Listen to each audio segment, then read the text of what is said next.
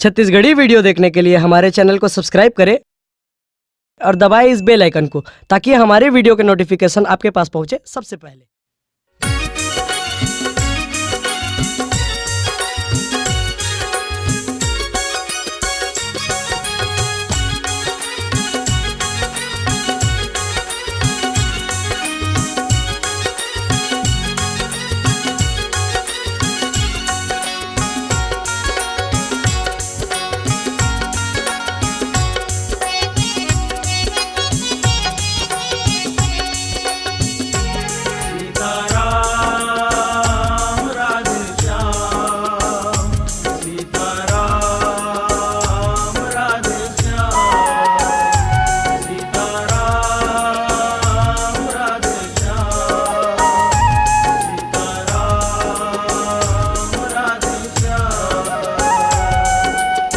राम जी के सत्संग माँ सब कोई लाया न है। प्रभु जी के सत्संग माँ सब कोई लाया न है। दीदी ओ भैया गा ये नर्तन लगा भैया पाप ले बचाना है। नर्तन लगा भैया पाप ले बचाना है। राम जी के सत्संग माँ सब कोई लाया न है। प्रभु जी के सत्संग माँ सब कोई लाया न है। दीदी वो भैया गा ये नर्तन लगा भैया पाप ले बचाना है। नर्तन लगा भैया पाप ले बचाना है।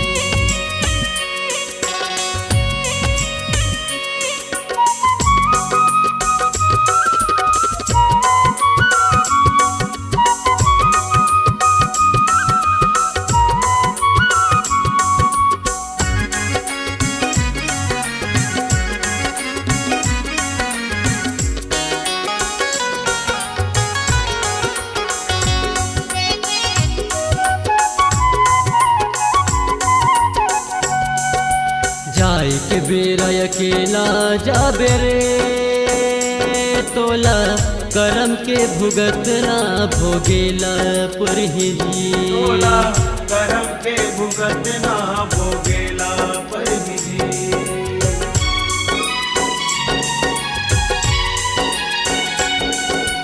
जाय के बेरा अकेला जाबे रे तोला करम के भुगतना भोगेला परही जी। करम के भुगतना भोगेला परही जी। गाले राम के भजन ला कर जाही तोरे चोला। गाले राम के भजन ला कर जाही तोरे चोला। मुक्ति ला पाना है दीदी वो भैया गा ये नर्तन लगा भैया पाप ले बचाना है। नर्तन लगा भैया पाप ले बचाना है।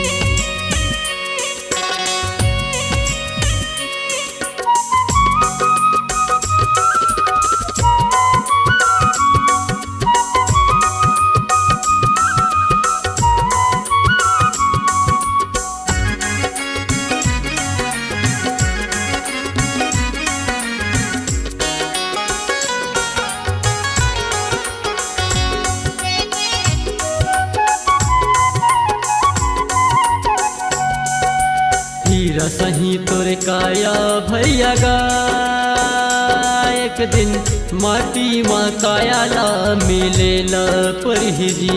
एक दिन माटी माँ काया ला मिलेला परही जी।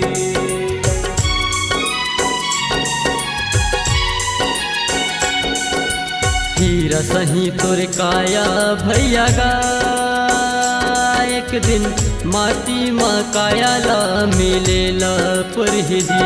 एक दिन माटी माँ काया ला मिलेला परही जी।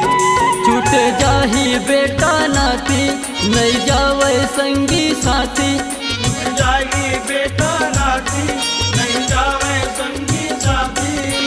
भाव सा सागर जाना है दीदियों भैया गा।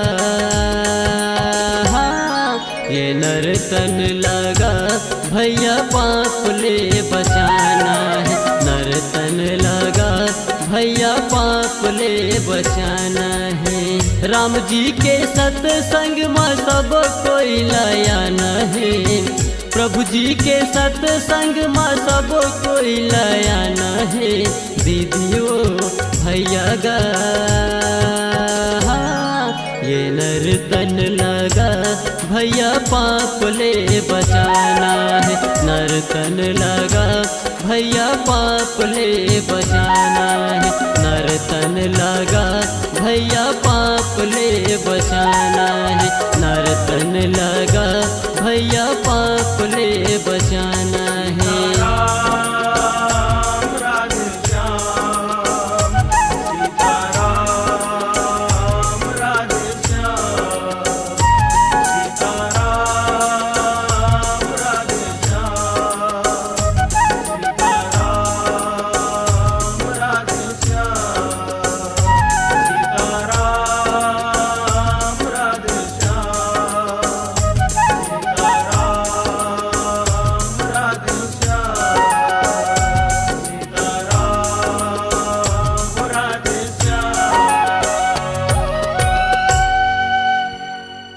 अगर आप अपनी आवाज को एक नया आयाम देना चाहते हैं तो चले आइए मल्टी ट्रैक डिजिटल रिकॉर्डिंग के लिए संपर्क करें HK म्यूजिक कंपनी, कोटा डबरी, चांपा, छत्तीसगढ़। मोबाइल नंबर है 9329238487 और 8085380339।